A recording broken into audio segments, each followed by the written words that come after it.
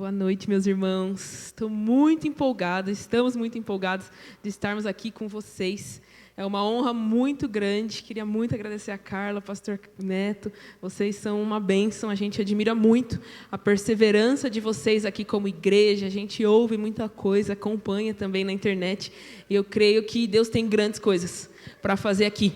E estou muito feliz de poder estar aqui com vocês nessa conferência da família, que é um tema que eu amo. Sou apaixonada por família. E eu sei que isso também está no coração de Deus. Então, antes da gente começar aqui, gostaria de convidar todo mundo a fechar os olhos. Vamos colocar nossos corações diante do Senhor e pedir para que o Espírito Santo sonde nossos corações nessa tarde, para que Ele venha trazer revelação da palavra aqui. Que não seja eu ou o Gabriel falando, mas o Espírito Santo revelando o coração. Então, faça sua oração nesse momento.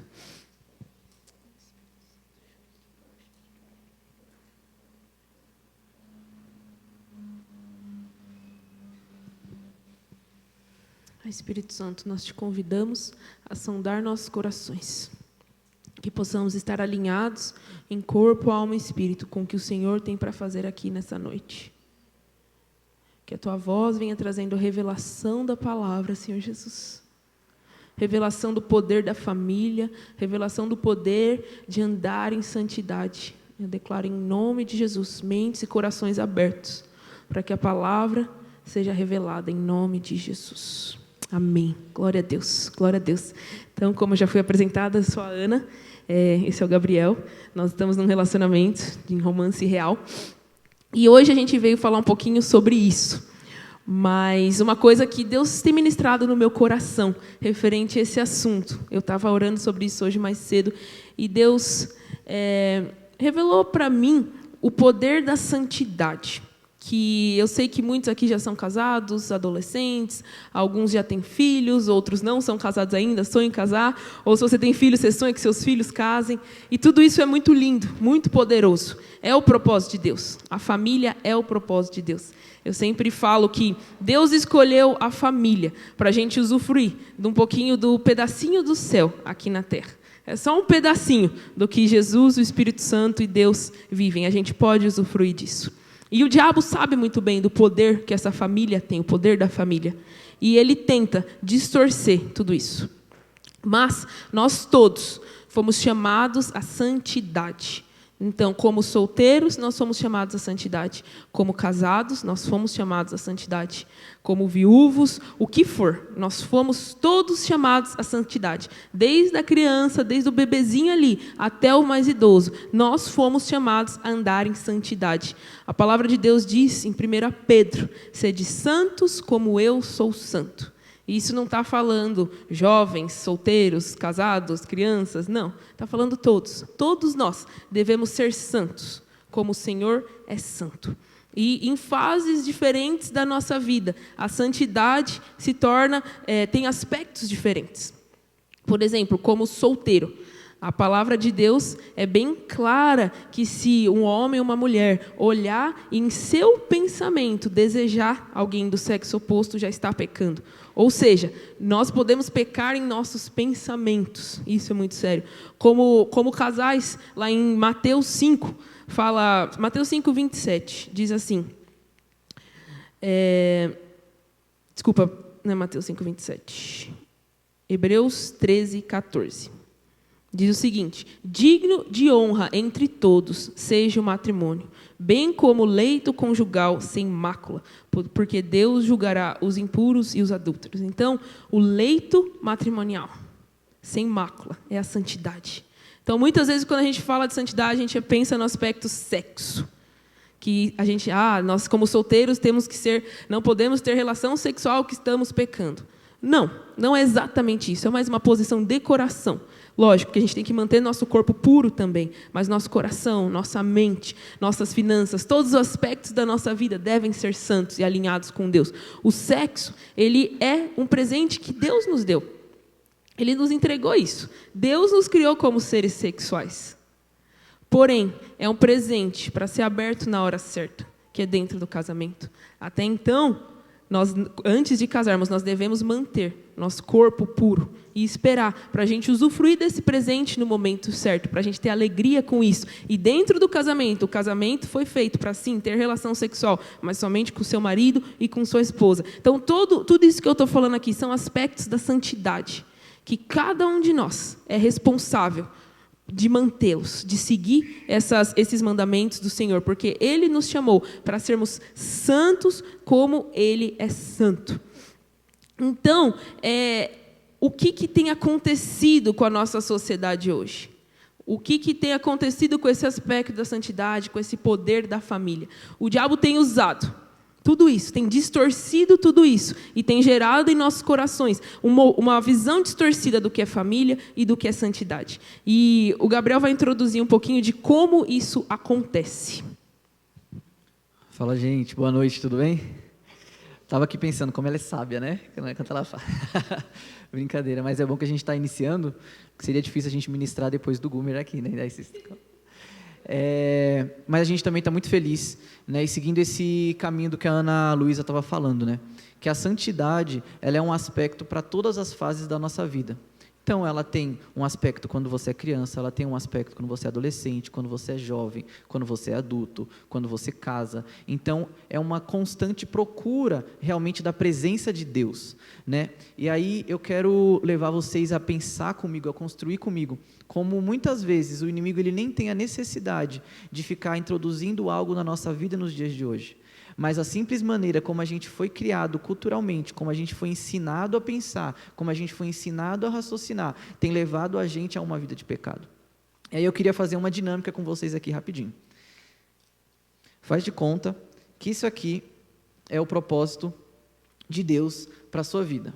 Então isso aqui é o padrão de Deus de santidade, certo? Então ele estabeleceu esse padrão aqui lá no Éden, falou assim: Adão, ó, eu te criei para um relacionamento comigo, eu te criei para você realmente ter um contato comigo, para eu conhecer o seu coração, você conhecer o meu. Adão, tem esses padrões, ó, tem esse estilo de santidade que eu chamei você para viver, esses princípios que eu chamei você para viver, é dessa forma que você foi chamado para realmente enxergar o meu propósito, enxergar o que eu tenho feito na humanidade. E aí passa essa geração e vem outra geração. Aí na próxima geração, vem um pouquinho aqui. Pronto. Aí vem essa próxima geração, e aí a água está um pouco diferente, não está? Quem concorda? A água já não está mais tão clara, de repente ela já não consegue mais ficar transparente, eu já não consigo enxergar do outro lado, de repente ela agora tem um sabor diferente, ela tem um jeito diferente, e aí passa uma segunda, uma terceira, uma quarta geração. E aí vem lá para os anos, sei lá, 1900. E vai ficando mais escuro. Deixa eu dar uma mexida aqui. Concorda comigo que mudou bastante? E aí vai passando. Lá em 2000, vem a era do humanismo, vem tudo isso, todos os pensamentos mundanos, toda a forma de pensar, a forma de construir um raciocínio. Ah, não, ó, faz isso aqui porque família é isso aqui, ó, sabe? Faz dessa forma aqui porque amor é desse modelo aqui. Ah, sabe, namoro é desse jeito aqui. Ah, sabe como ter um namoro cristão até? Ó, é desse jeito aqui. Ah, sabe como você constrói uma família? É esses princípios aqui. E aí o mundo ele vai jogando, ele vai construindo. Até chegar nos dias de hoje. Certo? E aí, uma pergunta que eu queria deixar com vocês. Por exemplo, esse aqui é o que a gente chegou hoje como sociedade, como cultura, né? Se você vai lá fora, você vai ter um padrão nas músicas. É engraçado, hoje, agora à tarde a gente foi numa festinha lá de umas meninas que a gente acompanha, e aí são meninas pequenas, menores, né, que estão acolhidas, e aí a música lá era um funk dentro de uma casa de crianças. Muito baixo, né, na verdade. E a gente fala assim, cara, isso não era para ser normal, né? Isso não era para ser... Obrigado, pastor. Isso não era para estar acontecendo aqui, uma vez que elas foram separadas para serem guardadas, né? E aí elas estão sendo expostas para... Por quê? Porque o nível mudou.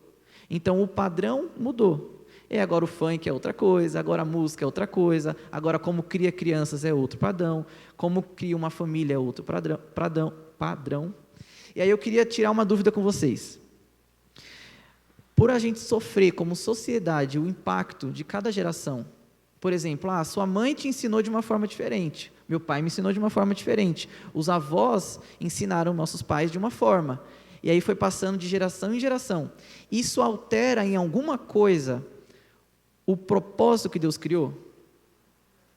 A forma como nós enxergamos hoje, a forma como a gente foi criado, a forma como a gente até acredita que as coisas funcionem, ela muda em alguma coisa o propósito de Deus? Não muda. Por isso que Deus, lá em Romanos 12, do 1 ao 2, ele fala assim: portanto, irmãos, pela misericórdia de Deus, peço que ofereçam seus corpos como sacrifícios vivos, santos e agradáveis a Deus. Este é o culto racional de vocês. Não vivam conforme os padrões deste mundo, mas deixem que Deus transforme pela renovação da mente, para que possam experimentar qual que é a boa, agradável e perfeita vontade de Deus. Ele começa nesse versículo exatamente isso, falando assim: olha, não se amoldem a esse padrão, mas realmente vivam. Peço que ofereça o seu corpo como sacrifício vivo, santo e agradável. Quando ele fala em santo, exatamente o que a Ana Luísa está falando aqui, ele está falando de algo separado por Deus. Algo separado por Deus não tem nada a ver com isso aqui. Não tem nada a ver com os padrões que nos foi instalado desde que a gente nasceu. Nas músicas, na televisão, nas novelas, na escola, e assim vai indo. Nossos pais, não tem nada a ver. Então ele fala, se mantenha santo com relação a isso. E procure transformar pela palavra de Deus até a vontade de Deus. Então é mais ou menos isso, a dinâmica das gerações. Amém? E baseado nisso, eu quero então conversar um pouquinho com vocês sobre qual é o padrão bíblico de santidade. Então, nossa visão hoje é isso aqui, bem turva. O que o mundo diz é bem turvo. O que o mundo diz sobre namoro? Vai lá e testa. Uma hora você vai achar alguém. É melhor você fazer sexo enquanto você namora, porque vai que você tem uma surpresa depois que você casa. Você não sabe se é homem mesmo, você não sabe se ela é mulher mesmo, então testa. Não tem problema você ficar com esse, ficar com aquele, até você achar um que vai ser bom para você. Não tem problema você gostar de mulher. Ou não tem problema você, homem, gostar de homem.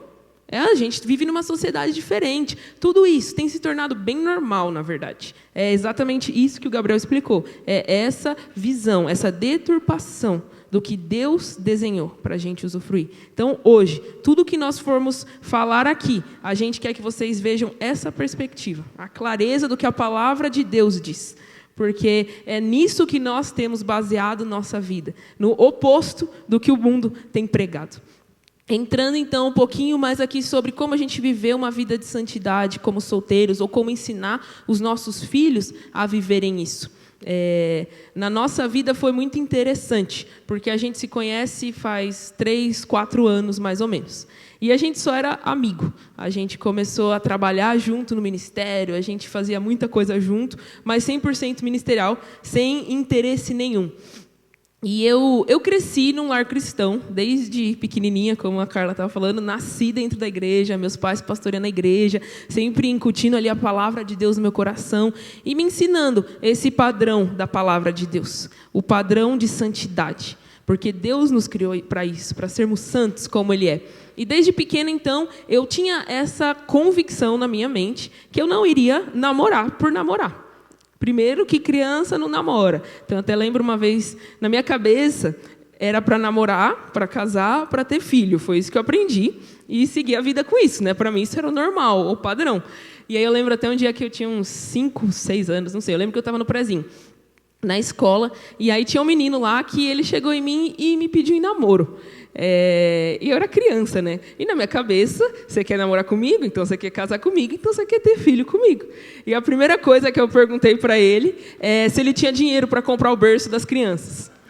E na minha cabeça era tipo assim, normal, né? Que vai namorar comigo, então ele vai casar comigo, né? Mas isso até hoje é super engraçado, né? Porque criança nenhuma faz isso, mas mostra como meus pais ensinaram a gente, inculcaram isso desde criança. Então, no meu coração na minha mente, né? Eu tenho que guardar meu coração. Não posso entregá-lo para ninguém. E fui crescendo com isso. E na minha adolescência, a partir de uns 15, 16, 17 anos, eu comecei muito a sonhar com casamento. Porque eu via dentro da minha casa o padrão do casamento dos meus pais, e eu pensava, eu quero alguém que me ame como meu pai ama minha mãe. Eu quero viver isso, ter uma família, usufruir disso que Jesus tem, né? E eu comecei a sempre buscar isso, orar por isso, e tinha um pouco de até agonia com relação a isso, porque eu queria muito. Mas com o passar do tempo, eu fui entendendo algo um pouquinho diferente, que na verdade Deus ele nos chamou para nós sermos felizes, onde nós estamos, da forma que nós estamos. E nos últimos meses, ano, não sei exatamente quanto tempo, eu comecei a orar muito um salmo que mexia muito comigo, que é o Salmo 16. Eu quero ler aqui com vocês alguns versículos. Versículo 5 diz assim: Tu, ó Senhor Deus, és tudo o que tenho. O meu futuro está nas tuas mãos. Tu diriges a minha vida. Como são boas as bênçãos que me dá. Como são maravilhosas. Eu louvo a Deus, o Senhor, porque Ele é meu conselheiro durante a noite e minha consciência que me avisa. Estou certa que o Senhor está sempre comigo. Ele está ao meu lado direito e nada pode me abalar. Por isso meu coração está feliz e alegre, e eu, um ser mortal, me sinto bem seguro, porque Tu, ó Deus, me proteges do poder da morte. Eu tenho servido fielmente, e por isso não deixarás que eu desça ao mundo dos mortos. Tu me mostras o caminho que leva à vida. E essa última parte, a Tua presença me enche de alegria e me traz felicidade para sempre. Então, esse capítulo, na verdade, se tornou minha oração. Por quê? Eu vi aqui que, na verdade, de onde tem que vir a nossa felicidade, a nossa satisfação, é da presença de Deus. Diz, a Tua presença me enche de alegria e me traz felicidade para sempre. Não diz aqui, o meu marido me enche de alegria e me traz felicidade para sempre. O meu namorado me enche de alegria e me traz felicidade para sempre. Não é isso que está dizendo. Então, eu mudei a minha oração. Ao invés de orar para casar, eu comecei a orar para eu ser cheia da felicidade que tem na presença de Deus. Que tem na presença dEle é a satisfação completa. Então, tudo que nós ansiamos, a gente nunca vai encontrar em um parceiro. A gente sempre vai encontrar no Senhor. Se a gente tiver essa mentalidade, a gente vai se frustrar. E muito. E muito. Porque um homem ou uma mulher nunca vão suprir a sua carência. Vão sempre te frustrar. Agora, se você tem os seus olhos fixos em Jesus, se a sua expectativa está em Jesus, você não vai esperar nada do outro, mas você vai esperar de Jesus suprir a sua carência. E você vai ser uma pessoa completa para poder amar o seu cônjuge, o seu parceiro, de forma correta. Então, quando eu entendi isso, a minha perspectiva mudou. E eu me tornei realmente satisfeita. Eu sempre falava para minha mãe, se for para morrer solteira, cumprindo o propósito de Deus, eu realmente estou feliz, porque eu não quero abrir mão do que eu tenho vivido com Deus. Hoje, eu dizia para minha mãe, para casar errado, só por casar. Não quero, eu sei que eu vou estar desagradando a Deus e eu vou ser mais infeliz ainda. Então, foi um pouquinho disso a minha trajetória aí, até alguns meses atrás. E aí, há um ano atrás, a gente caminhava junto durante esse tempo, mas eu não tinha zero interesse nele e vice-versa. A gente só era bons amigos, na verdade.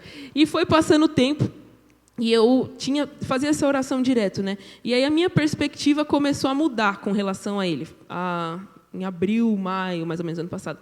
E aí eu conversei primeiro com a minha mãe, e minha mãe falou, espera. E aí, depois de um tempo, eu fui conversar com o meu pai, e eu falei para ele do meu coração, expus tudo o que eu estava sentindo para ele. Eu lembro que ele leu um salmo para mim, que eu não vou lembrar qual é, e ele falou para mim, espera, descansa no Senhor. E a partir desse momento, eu fiz um compromisso comigo mesma, que eu não ia mais conversar disso com os meus pais. Por quê? Eu já tinha deixado muito claro quais eram os meus sentimentos, as minhas intenções, tanto para minha mãe quanto para o meu pai. E eu sei que casar, gente, é uma das decisões mais importantes da nossa vida. Então, eu não queria errar. Ainda mais na posição que a gente está hoje. A gente é parceiro ministerial. Já pensou se não desse certo? Como que ia ficar diante da igreja, diante dos nossos discípulos? Tipo assim, ia ficar um negócio estranho. E eu tinha isso no meu coração. Então, eu falei, ou eu acerto, ou acerto. Então, eu falei para o meu pai, eu vou esperar o tempo que for necessário, e eu fiz um compromisso com Deus que ia ficar quieta. Porque eu não queria que os meus sentimentos influenciassem na decisão dos meus pais. Por quê? Deixa eu explicar para vocês a minha visão de tudo isso. Nós somos seres muito sentimentais. E eu tenho muita convicção que os meus pais me amam e querem o melhor para mim.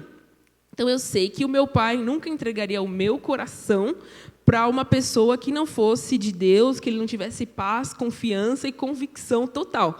Então, eu sabia que meu pai não ia errar, mas que o meu coração, o meu sentimento, talvez pudesse errar.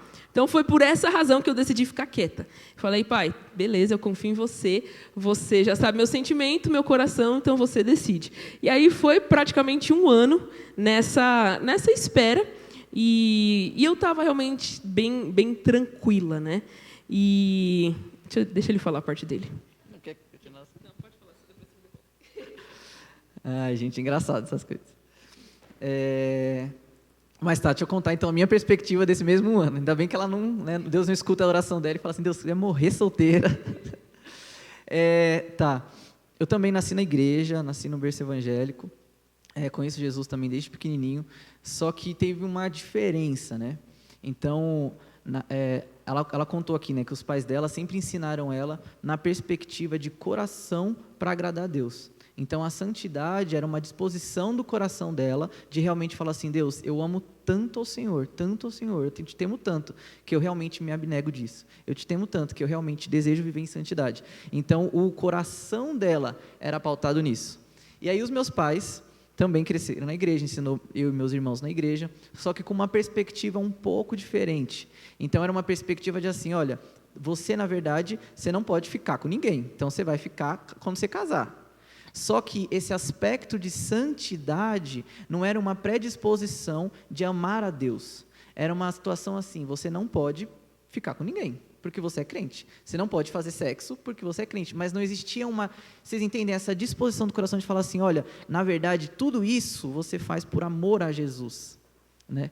E aí, quando eu tinha 16 anos, os meus pais se divorciaram. Eles eram conselheiros de casais. Então, imagina, a minha cabeça, virou da ponta cabeça, né?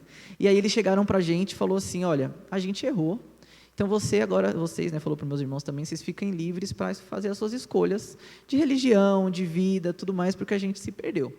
Foi basicamente isso. E aí começou todo o meu desafio, né, de realmente procurar o que era a verdade, uma vez que eu vivi a vida inteira nisso.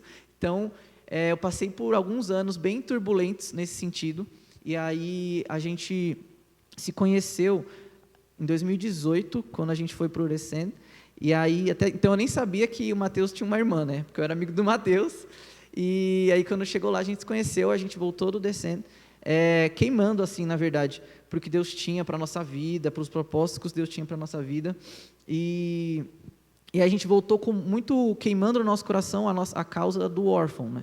Então, a gente foi procurar orfanato, foi procurar coisa, e a gente começou a trabalhar junto. Foi quando a gente começou a trabalhar junto no Amor em Ação, lá em Barueri. Né? E aí foi passando os anos, tudo mais, e aí eu senti de ceder a minha casa lá na comunidade, que todo mundo conhece a Casa Aurora aqui? Mais ou menos, já ouviu falar? Então, a Casa Aurora era minha casa.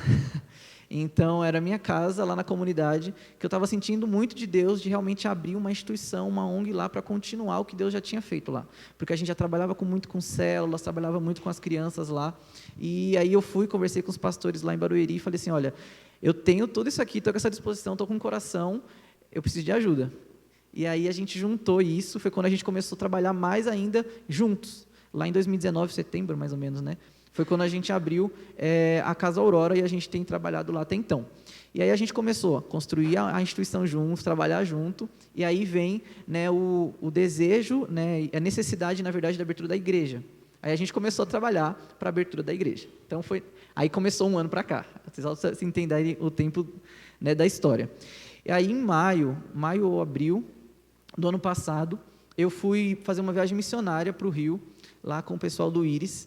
E aí eu tive um encontro muito, assim, genuíno com Jesus. Jesus mexeu muito com o meu coração, assim, de um aspecto de paixão por Jesus, sabe? Onde não era mais, sabe esse aspecto que eu falei do coração dela, de olhar e fazer as coisas, não, com uma predisposição de agradar e de temer a Deus, sabe? Lá eu tive um encontro genuíno com a presença de Deus, de falar assim, Deus, eu te amo mais que tudo. Aí essa oração que ela fez a vida inteira, de falar assim, Jesus, se eu não for casar, tudo bem. De repente virou uma posição do meu coração de falar assim, Deus, está tudo bem, por quê? Porque eu creio, e eu sei que eu nasci para um relacionamento com você.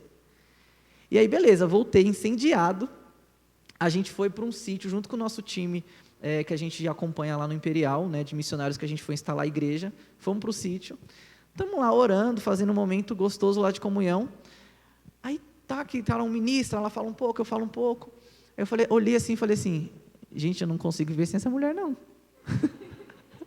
E assim, eu tinha voltado decidido, né, voltado aqui decidido, falei assim, não, vivo morrer para Cristo, nada disso, tudo mais. Eu voltei e falei assim, não, eu amo demais, meu Deus do céu. A gente saiu dali, e foi engraçado porque foi no mesmo período, né? Foi a mesma época, abril e maio, a mesma época para ela, abril e maio. Porque até então a gente nunca tinha tido essa perspectiva diferente com relação a ela, e nem ela com relação a mim. Aí eu voltei, falei para o pai dela, falei, olha, eu estou gostando da sua filha, estou gostando muito dela, estou apaixonado por ela, tudo mais. E aí eu lembro que vem muito no meu coração um versículo que fica lá em Filipenses 2, do 3 ao 4, que fala assim, nada façam por ambição egoísta e por vaidade, mas humildemente considerem os outros superiores a vocês mesmos. Cada um cuide não somente dos seus interesses, mas também dos interesses dos outros. E aí eu me deparei com essa realidade, né? Nada façam por ambição egoísta ou por vaidade, mas humildemente considerem os outros superiores a vocês mesmos. Eu falei assim, eu preciso me preparar. Eu preciso me preparar. Sabe quando cai a ficha e fala assim, eu não amo tanto a Jesus como a Ana Luísa, eu não me consagro tanto a Jesus como ela, eu não realmente tenho um nível de intimidade com Jesus como ela, e aí eu falo assim, se eu virasse para ela e falasse assim, Ana, te amo, eu estou fazendo o quê? Por ambição egoísta, estou fazendo por valor aos meus desejos, valor à minha emoção, não, ela precisa saber o que eu estou sentindo, ela precisa, por quê? Ambição egoísta, estou fazendo por mim mesmo, e estou desconsiderando tudo ela. E aí foi quando eu cheguei com o pai dela e falei assim, olha, realmente, estou gostando da sua filha, isso e isso, mas eu quero validar muito o que tem no meu coração. Então, eu quero tirar 1 ano para me preparar, e aí a gente realmente volta a conversar. Aí ele amou essa minha proposta, porque eu pensei que ele ia falar, não, né, não é muito tempo. Aí ele falou assim, tá bom, quando que é? Eu falei, maio, maio de 2022, né. Aí ele falou assim, não, fechou então, falou maio? Fechou maio. Aí eu falei assim, não, mas não era para ter topado tão fácil, né. E aí começou esse processo na minha vida, de santificação, de mergulhar na palavra, de ser realmente transparente em todas as áreas, em paixão por Jesus, em realmente mais profundo. E aí eu fui me descobrindo muito em Deus, fui descobrindo mais do meu chamado, das paixões que eu tinha, e consequentemente o meu amor por ela foi aumentando nesse tempo. E aí era muito interessante, porque eu lembro, algumas vezes eu virava para o Guilherme e falava assim, estava trabalhando assim, aí sabe quando dá aquelas crise de paixão, assim, né? Só que eu não podia mandar para ela, né? Aí eu mandava para ele, eu falava assim, eu quero casar com você, eu quero casar com você. Aí eu lembro que teve uma dessas vezes que eu mandei para ele, aí ele só virou e mandou assim para mim, eu esperando a resposta. Sabe quando você manda uma mensagem, fica só esperando ali a resposta? Aí a pessoa digita, para. Aí a pessoa digita, para. Aí eu falo assim, responde logo, me libera, né? Aí ele só mandou assim, Deus tem o melhor para ela. Só que na hora, meu coração fez assim, puf. Aí eu pensei, eu falei assim, realmente, Deus tem o melhor para ela, né? E aí eu falei assim, então eu posso trabalhar para ser esse melhor, eu posso realmente trabalhar para ser o melhor que Deus tem para a vida dela, né? E até depois, no discipulado, até fui conversar com ele, né? Eu falei assim, lembra daquela vez que você me falou? Eu me senti um nada, eu me senti um nada. Ele falou assim, não, mas eu quis dizer que Deus tem o melhor para minha filha e o melhor para você também, né? Se ornar de ser os dois, um melhor para o outro, tá tudo ótimo. Mas realmente esse coração de falar assim, não, eu amo tanto a Deus, agora eu amo tanto a Jesus, e aí a gente foi se descobrindo nisso junto, sabe, e realmente não fazer, né, a gente não começou com essa ambição egoísta de falar assim, não, você tem que ser apaixonado, você tem que se responder, você tem que fazer alguma coisa, não, a gente começou junto no ministério, né, buscando realmente o reino de Deus em primeiro lugar, e a gente se descobriu nesse relacionamento junto. E aí, depois de 1 ano, chegou, acho que dia 31 de abril, sei lá, um dia antes de virar o mês, ele mandou mensagem para meu pai falando, amanhã é maio. Eu fiquei sabendo disso depois, só. E foi engraçado, porque aí a gente tem amigos, já foi rolando um clima, e a gente estava sempre junto, só que a gente nunca conversou de nada. A gente ficava quieto. A gente só conversava de questões ministeriais, a gente conversava muito, mas era 100%, 99% ministerial e 1% brincadeira, amizade. E nunca abrimos o coração, ele nunca soube, na verdade, que eu gostava dele. Porque eu entreguei meu coração realmente na mão do meu pai. Então, eu só iria abri-lo quando meu pai permitisse. E aí eu lembro que chegou em, sei lá, abril, assim, no começo do ano ainda, ele começou, na verdade, a se aproximar bem mais. E eu sabia que era algo além, porque eu conheço ele em várias fases da vida dele, a gente era muito amigo, caminhava junto, então eu conheço ele bem como pessoa. E eu sabia que tinha algo diferente, ele não estava me tratando como ele me tratava antes. E eu lembro que eu fui ficando bem agoniada, na verdade, porque eu não sabia como reagir, né? E aí eu lembro que um almoço eu sentei com os meus pais e falei, pai, está acontecendo isso, isso, isso, como que eu respondo? Eu correspondo, eu continuo do jeito que eu estou, o que eu faço? E aí o meu pai falou, não, pode corresponder. Aí foi tipo um sinal verde para mim, e eu comecei a corresponder assim, permitindo ele fazer o que ele estava fazendo, eu nunca fazia nada extra. E aí a gente começou a se conhecer um pouco mais, mas ainda sem comentar nada, né? Então, voltando lá para o dia 1º de maio, que ele mandou mensagem para meu pai, e aí eu lembro que, acho que dia 2, ele já foi na minha casa, meu pai falou para ele ir na minha casa, conversar com meu pai e com a minha mãe, eu não estava. E aí eles conversaram, esquematizaram tudo, aí eu lembro que eu cheguei em casa, aí eu descobri tudo, porque minha mãe não sabe guardar muito segredo dessas coisas. Ela falou tudo que vocês imaginam. Foi até engraçado. E aí eu já fui ficando super nervosa. E aí, enquanto eu estava ali na mesa, conversando com os meus pais, ele me mandou mensagem me convidando para sair jantar no outro dia. Então, isso era numa segunda, acho que dia 2. Ele me chamou para sair dia 3, né? Eu só respondi para ele sim e pronto, acabou. E aí foi esse tempo, né, de nervosismo o dia inteiro, nem eu, nem ele dormiu, a gente nem se falou naquele dia, de nada. Cancelamos tudo que tinha no dia também, porque a gente não conseguia fazer nada. E aí a gente saiu jantar, e foi um tempo tão gostoso, porque foi muito legal essa história que a gente está contando aqui para vocês, desse 1 ano meu e desse 1 ano dele, foi o momento que a gente descobriu tudo isso. Quando a gente sentou para jantar, a gente abriu o coração, aí foi a primeira vez que a gente realmente revelou os nossos sentimentos, o que a gente sentia um pelo outro, o que a gente desejava, os nossos sonhos, nossos planos, os nossos processos, e foi muito gostoso, porque a gente viu como valeu a pena realmente esperar o momento certo para abrir o coração. Porque se a gente tivesse aberto antes, não ia ter esse momento tão especial ali nesse jantar. Não ia ser algo novo, uma novidade para o momento, né? E Deus realmente abençoou muito aquele tempo da gente se conhecer, e tem abençoado, né? Tem sido um processo muito gostoso da gente caminhar junto, mas uma coisa muito importante para mim foi conhecê-lo e saber que ele realmente ama muito mais Jesus do que ele ama a mim. Uma coisa que eu sempre falo para ele, eu falo, a partir do momento que eu senti que eu estou colocando você no lugar de Deus na minha vida, é um alerta para a gente, não, vamos parar tudo e vamos realinhar. Porque, gente, eu falo que meu maior temor, realmente, é amar mais ele, ou qualquer um, na verdade, mais do que eu amo a Deus. Porque eu sei que a partir do momento que eu fizer isso, a gente não vai estar mais usufruindo das bênçãos do Senhor. Mas para a gente chegar nessa posição, foi uma construção. Foi uma construção de felicidade e satisfação em Jesus. Porque Ele é o único, Ele é o único. E tudo que a gente vive hoje, a gente sempre conversa disso também, é porque nós queremos glorificar o nome do Senhor. Eu não estou em um relacionamento com o Gabriel para me satisfazer ou me alegrar. Não. A gente se relaciona porque junto a gente sabe do poder que tem para a expansão do reino. Do poder que tem para glorificar o nome de Deus, para dar glória para o Senhor através da nossa família. Então, esse tem sido... É uma oração contínua, porque a gente tem sentimentos, a gente tem carne, a gente tem tudo isso. Mas se a gente sempre busca o Senhor, coloca Ele nesse lugar de direito, em primeiro lugar, Ele vai nos abençoando. E agora aqui, então a gente contou toda a nossa história, nossos passos, nossos processos, né? Eu quero só ler com vocês e explicar aqui rapidinho os passos do romance real. Quem aqui já ouviu falar do romance real? Levanta a mão, por favor. Acho que todo mundo, a maioria, né? Então, romance real é um termo que nós usamos como igreja, muitos lugares usam esse mesmo termo, para definir um relacionamento entre um homem e uma mulher solteiros que têm intenção de casar. Então, a gente usa esse termo romance real. Por quê? Primeiro, porque é um romance verdadeiro, não é algo para testar, não é algo para nada disso. A gente realmente quer se conhecer com o alvo de casar. A gente não está testando, a gente está se conhecendo, se preparando para o casamento, para ter uma família. E segundo, porque nós somos filhos do rei. Então, o rei, ele tem algo muito lindo para os seus filhos. Ele tem sonho para os seus filhos, ele quer o melhor para os seus filhos, que é um casamento ali de realeza, algo puro, algo lindo, algo perfeito. Então, o romance real tem esse coração por trás, de usufruir do que Deus tem para a gente, do melhor do que Deus tem para a gente.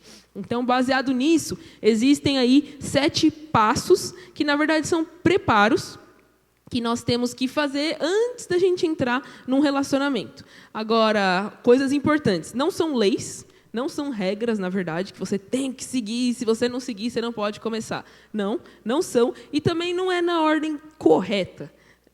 Então, 7 pontos, você pode passar o último para frente, você vai podendo fazer aí da forma que você quiser essa caminhada. Mas a gente sempre indica seguir esses passos porque facilita o relacionamento. Então, eu vou explicar aqui para vocês. O primeiro, então, é idade e maturidade. Então, é óbvio que uma criança, sei lá, de 15, 16 anos, não está em idade para casar.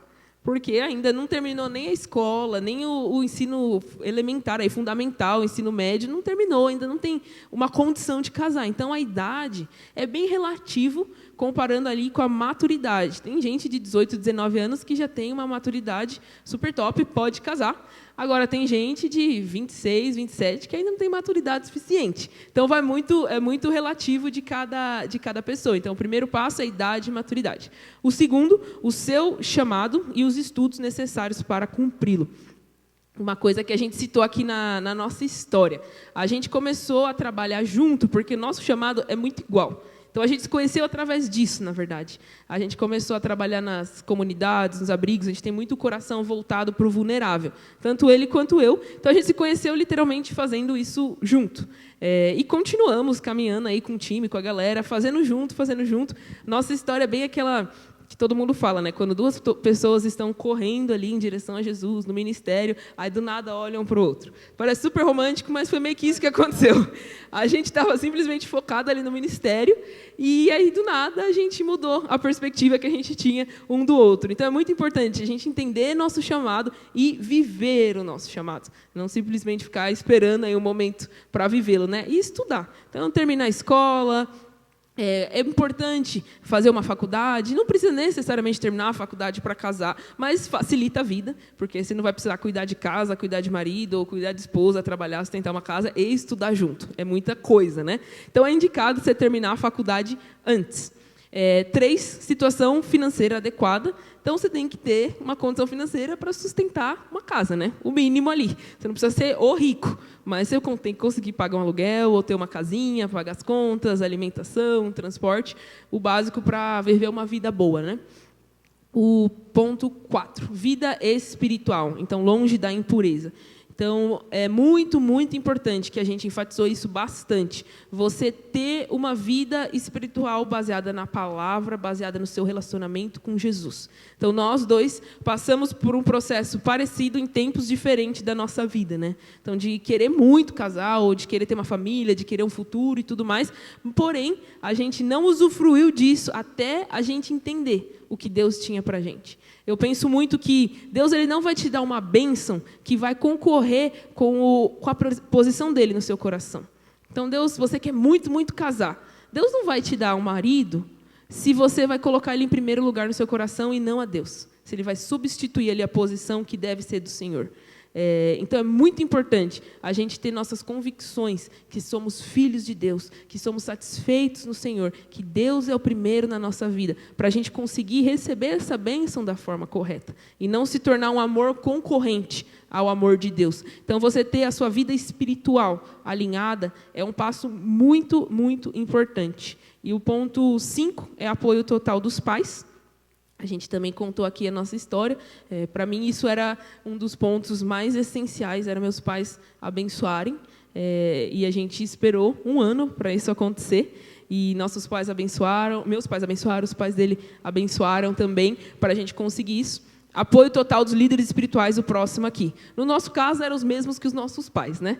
Mas muita gente tem o discipulador, o pastor da igreja. É muito importante a gente não ser cego ali, não. Eu gosto, eu quero, eu vou ter.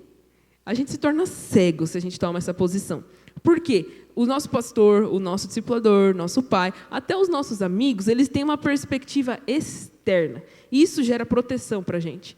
Porque são pessoas que nos amam de verdade. E não querem que você caia no buraco. Então, é como se eu estivesse andando aqui cegamente em direção àquela porta. E tem um buraco enorme no meio, mas eu não consigo ver. O Neto está numa perspectiva aqui diferente. E ele está me avisando. Eu, não, estou indo para a porta e não vou cair nada, não. Você está vendo asneira. Mas ele está me avisando. Eu vou lá e caio. Se eu tivesse escutado ele antes, eu não iria precisar cair naquele buraco. E isso é a mesma coisa quando a gente não escuta os nossos líderes, nossos pais, a gente está propenso a cair num buraco, porque eles nos amam e querem o melhor para a gente. Então, esse apoio total dos pais e dos líderes é muito importante. E o último é a paz interior e a certeza de que Deus está no negócio. Isso é algo que é entre você e o Espírito Santo, mas eu acredito que todos esses passos anteriores vão gerar essa paz interior. Então, se você tem a bênção dos seus líderes, dos seus pais, se está tudo de acordo, você vai sentir paz. Você vai sentir convicção do Espírito Santo, que vai abençoar aí o seu relacionamento. E isso é muito importante para os pais também terem essa perspectiva. Meus pais sempre enfatizaram isso muito na minha vida, porque às vezes a gente tem voltando aqui, né, a gente tem a perspectiva de como o mundo faz. Não, gostou, você ama de verdade, então casa. Os pais às vezes até incentivam isso a acontecer, né? Mas não é simplesmente gostar, não são simplesmente nossos sentimentos. A gente tem que construir algo que vai ser algo que a gente vai conseguir manter até o fim das nossas vidas. E, além disso, algo que vai glorificar o nome de Deus. Amém? É que nem a Ana Luísa falou, né? Esses pontos aqui do Romance Real, eles não são leis, são princípios. Né? E para que serve um princípio? Ele nada mais é do que realmente uma segurança para a gente, sabe? Porque a gente tem muito temor com relação a isso, né? A gente já conversou muito disso, de tipo assim, até as ministrações últimas que a gente tem feito lá na igreja, a série foi sobre isso. Foi assim, o que me garante, né? Hoje, por exemplo, hoje eu estou queimando por Jesus, hoje eu estou amando Jesus, né? Com fogo aqui dentro. O que me garante que daqui a um mês eu ainda vou estar queimando por Jesus? O que me garante que daqui a um ano eu ainda vou estar queimando por Jesus? O que me garante que daqui a 2, 3 anos eu ainda vou estar incendiado por Jesus?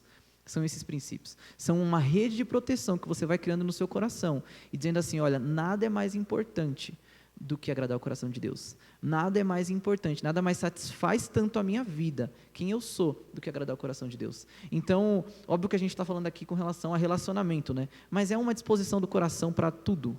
É uma disposição do coração, né? Eu fico me perguntando muito, né? O que me garante, né? Foi o que eu falei no culto do domingo, né? Falando assim, são pessoas novas convertidas, né, em Cristo. Eu falei assim, o que te garante que agora que você aceitou Jesus, tudo que você foi ensinado a vida inteira está de acordo com a palavra de Deus, está de acordo com os princípios que Deus tem falado para você. Você tem que colocar, a primeira coisa que você tem que fazer é colocar um ponto de interrogação, de falar assim, será que eu não estou sofrendo com o aspecto cultural, né, desse século? Será que eu não estou sendo realmente, levado a raciocinar as coisas como todo mundo tem raciocinado e por dentro falando assim, não, mas eu sou cristão, eu amo a Jesus, mas toda a sua forma de pensar, toda a sua forma de construir família, toda a sua forma de estabelecer reino está sendo baseado aqui.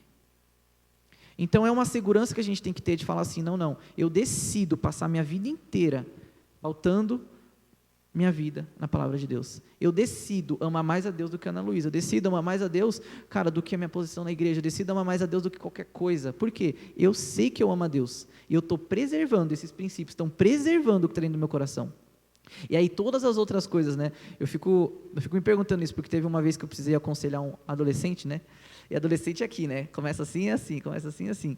E aí eu fui até perguntar para o pastor Gomer, eu falei assim, Pastor, porque para mim é tão simples, ó, é isso, santidade é isso, né? Viver em santidade é dessa forma. Ele falou assim, Gabriel, a primeira coisa que você tem que analisar no coração desse adolescente é se ele ama a Jesus. Eu falei assim, por quê? Se você falar para um jovem, né, para qualquer pessoa, e fala assim, olha, passo um do romance real, aprovação dos pais, e essa pessoa ela não amar Jesus, não tiver um temor no coração, ela vai falar assim, é uma lei, essa igreja está me botando uma lei, está me botando uma regra, a igreja não, a palavra de Deus está me botando num quadradinho, tal. Ela não vai entender isso como um princípio do coração dela e como uma proteção, ela vai entender como um legalismo. Ah, não, vida financeira estável. Ah, não, o que é mexer na minha vida financeira? O que tem a ver com a minha vida financeira? Não. Mas se você amar Jesus e entender isso como uma proteção, você vai falar assim, cara, Deus, obrigado por essa proteção, obrigado por me trazer essa proteção, né? E lá em Salmo 119, do 1 ao 3, ele fala assim, como são felizes os que andam em caminhos irrepreensíveis, que vivem conforme a lei do Senhor, como são felizes os que obedecem os seus estatutos, e de todo o coração o buscam, não praticam o mal e andam em caminhos, nos caminhos do Senhor. Então aqui, a Bíblia, né, quando a gente entra no relacionamento, a gente entra com essa expectativa também de felicidade no relacionamento, assim como a gente entra em qualquer coisa, né, seja num casamento, seja num trabalho, numa vida nova, tudo mais, a gente entra com essa expectativa de felicidade. Só que o mundo ele vai pregar as formas dele de encontrar felicidade, de encontrar satisfação, de realmente construir um relacionamento. E aí você para tudo isso, você para de estabelecer e falar assim, não, de repente é natural esse tipo de coisa, não, de repente relacionamento é assim, de repente é isso aqui. Aí você olha para a perspectiva bíblica da parada, e aí ele fala, como são felizes os que andam em caminhos irrepreensíveis e que vivem conforme a lei do Senhor. Então não está nem falando nada aqui com relação aos meus sentimentos, às minhas emoções, não, faz total sentido, porque aí é o que a gente encontra, e infelizmente eu vi, mas eu ainda ter sido por isso na vida dos meus pais. Em algum momento, eles olharam um para o outro e falaram assim, cara, de repente, os meus sentimentos, as minhas emoções não condizem mais. Então, vamos se divorciar. Porque faz sentido, não faz? Não faz sentido? Mas não faz sentido. Porque se você for pautar na palavra de Deus, é muito além. São gerações, você está plantando algo para uma próxima geração, você está plantando algo no seu coração, você está dizendo quem é o Deus do seu coração. Não é simplesmente uma decisão de caminhar mais junto ou não. Você está dizendo quem está no teu trono, no teu coração. Né? A palavra ela é muito clara nisso, ela fala, não sou mais eu quem vivo, mas Cristo vive em mim. Então, se Cristo vive em mim, meu amigo, não é mais somente as suas emoções envolvidas, mas é tudo que Deus tem para fazer através de você. Né? E a gente realmente ter esse entendimento, né, que a Ana falou aqui, de que a gente está construindo, na verdade, uma perspectiva de uma família e de um relacionamento que tem a oportunidade de glorificar a Deus. Então, né, a gente pensa muito isso, a gente até é racional demais, a gente fala, né? A gente é muito racional porque a gente realmente teme tanto a Deus e o que Deus tem estabelecido para a família que Deus tem para a gente gente fala assim, Deus, é uma honra do que a gente está construindo, é um privilégio do que a gente está construindo. Né? E eu falo por mim, né? Eu acho que homem é muito mais fácil, não muito mais tentado, mulher também é tentado, né? Mas homem é também. E uma dica, se eu pudesse dar, né? Encontre nesses líderes espirituais, nesses seus pais, em pastor, em alguma coisa, uma transparência. Uma transparência igual água, assim. Porque é isso que vai gerar uma segurança, sabe? Realmente aquele radarzinho de falar assim, Deus... E eu faço isso direto. Porque acontece, muitas coisas da minha vida, eu tenho a tendência de basear em trauma. Então, por exemplo, eu vi como meus pais eram, então eu tento trazer isso de forma natural, e não é assim. E aí eu passo um pensamento na minha cabeça e eu jogo para o Gumer. Falo assim, esse pensamento aqui. Aí ele, não, tá errado. A Bíblia fala isso aqui. Aí eu falo assim, faz sentido. Eu deixo de pensar com isso aqui, eu penso com isso aqui. Não, de repente estou sendo tentado de tal coisa. A tendência humana é falar assim, não, deixa que eu me resolva aqui, eu vou orar com Deus. Não, transparência. Joga para cá. Confessar os seus pecados uns aos outros para que serem libertos. Sabe assim? Você transformar toda a sua vida realmente na perspectiva bíblica.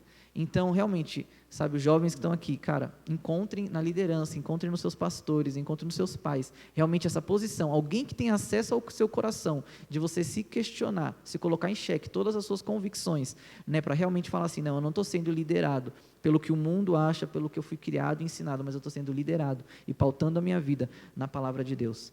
E aqui caminhando para... Fala mais alguma coisa? Tá. Então, eu queria encerrar com um versículo da minha parte, depois a Ana encerra aqui com vocês. Né, com relação à família e realmente construção de algo. Né? eu acho que a gente tem que pensar muito de que a gente está construindo realmente um legado para Cristo. A gente está construindo realmente uma família que glorifique a Deus em todos os aspectos. Então eu quero poder olhar para trás e falar assim: Jesus, o nosso relacionamento te honrou. Jesus, os nossos princípios te honram, os nossos filhos te honram. Sabe, todas as coisas, elas começam a ser só um efeito cascata. Assim como acontece para o pecado, uma vez que você abriu uma brecha, as outras coisas, as consequências, é só um efeito cascata. Mas para as bênçãos do Senhor, que também nos perseguem, né, também é um efeito cascata. Então, essa cobertura que você vai criando, essa santidade que você vai criando, esse temor a Deus que você vai criando, todas as bênçãos do Senhor, aí de repente todas as coisas cooperam para o bem daqueles que amam a Deus. De repente você está coberto com essa atmosfera. E aí lá em Efésios 3:20 fala assim: ora, aquele que é poderoso para fazer infinitamente mais do que tudo que pedimos ou pensamos, conforme o seu poder que opera em nós. Ou seja, Deus, Ele é o único que pode fazer infinitamente mais de tudo aquilo que a gente pensa, do que a gente acredita de ser certo, de como família, do que Deus tem para os seus filhos, do que Deus tem para o nosso relacionamento, para a nossa família. Ele é capaz de fazer infinitamente mais. E aí eu queria que a gente se sentisse desafiado, né, de uma frase aqui que fala assim: se eu não posso pensar grande o suficiente, por que eu pensaria pequeno? Então significa, se eu não posso pensar grande o suficiente para, pensar maior que Deus, maior do que os sonhos de Deus para a nossa vida, não pense pequeno. Não baixe a sua barra e fala assim: não, o meu relacionamento, a minha família, a barra vai ficar aqui. Ah não, em santidade ela vai ficar aqui. Ah não, na minha expectativa da minha família, dos meus filhos, ela vai ser assim. Se meu filho for só um bom aluno, já está bom.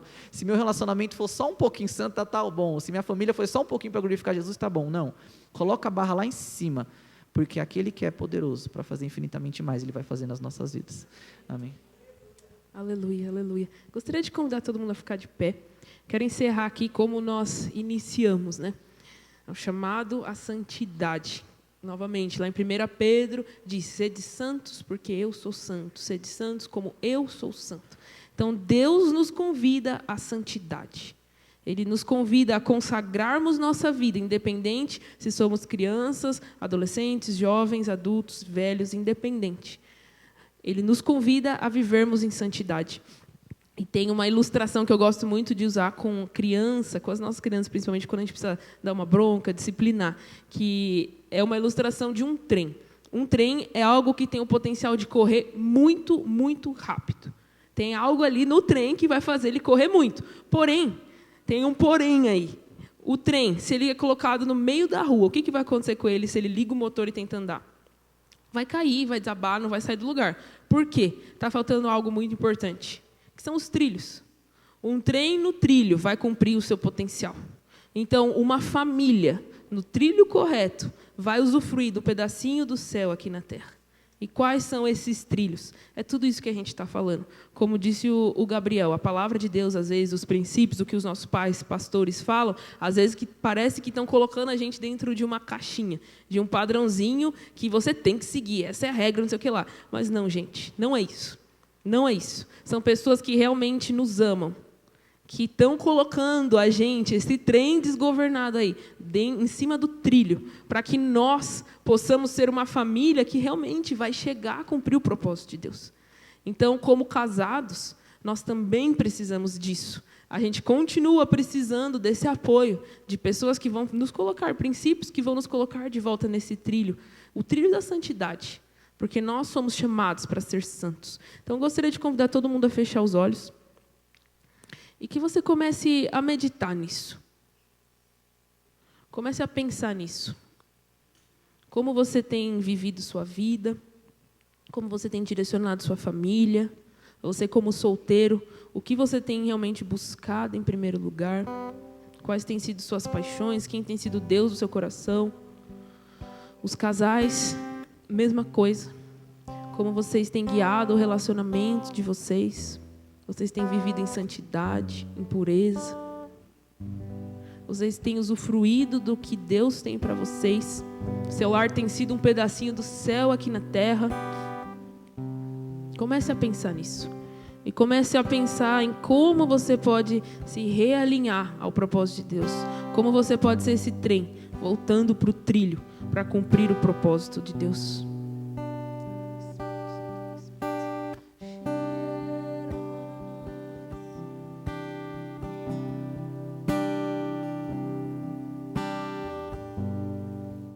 Os teus olhos me viram quando em secreto fui criado.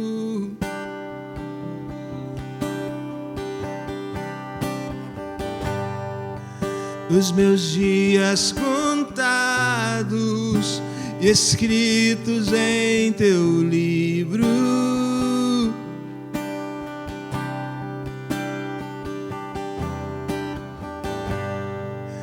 Com o sopro divino puseste vida em mim. Me amaste. Me amaste primeiro com o amor maior do mundo.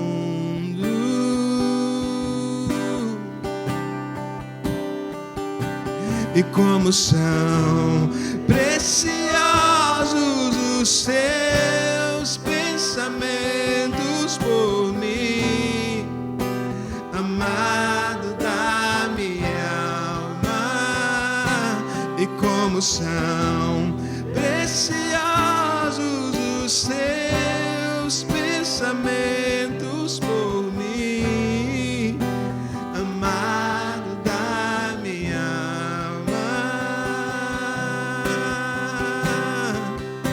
Senhor, te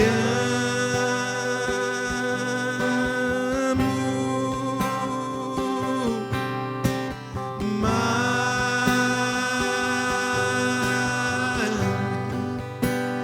mais que o ouro, prata,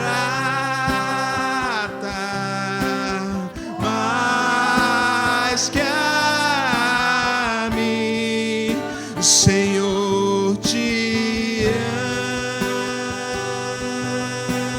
amo mais que o ouro, prata, mais que a mim.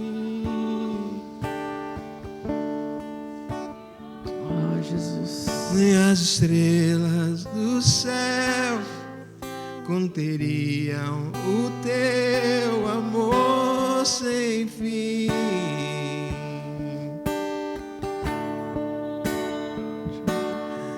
Nem as estrelas do céu conteriam o seu amor sem fim. Senhor, Senhor, te amo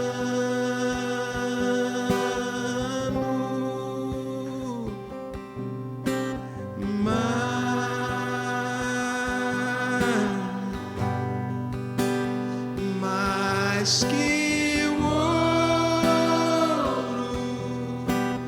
prata, mais que a mim. A última vez, Senhor, te amo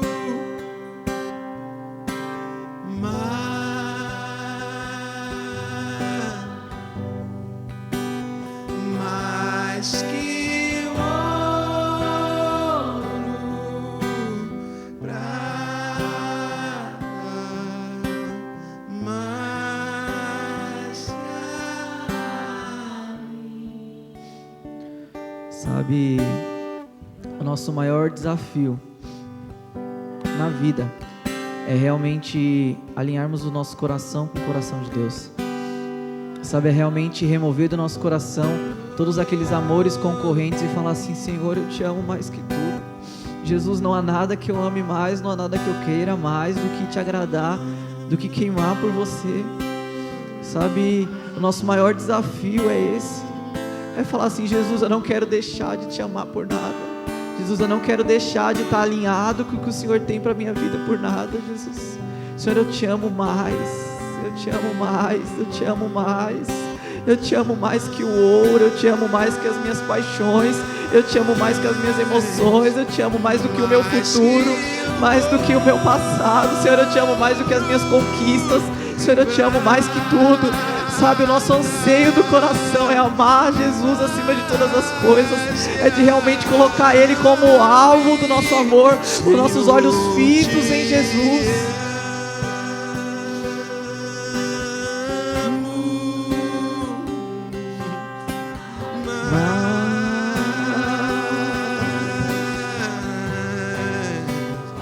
Mais que o ouro,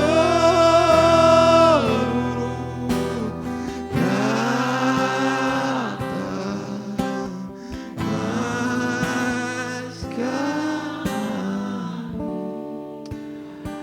Amém, Jesus, nós estamos tão gratos a Ti, Senhor, por essa noite.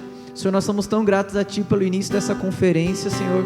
Usa realmente como um lugar, uns dias realmente de alinhamento, Senhor, sobre a nossa vida, as nossas emoções, as nossas visões, com o que a Tua palavra tem para nós, do que a Tua perspectiva tem para nós. Senhor, nos ajuda realmente a alinharmos a nossa visão, Senhor, ao único que é suficiente nas nossas vidas, a realmente alinhar as nossas famílias, a criação dos nossos filhos, Senhor, o nosso amor, as nossas paixões, realmente com o Teu coração.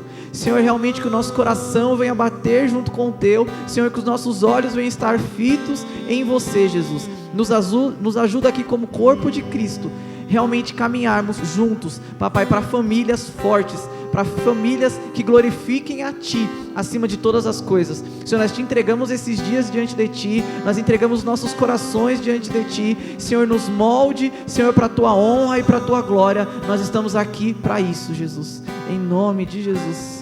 Amém, em nome de Jesus. Amém, glória a Deus.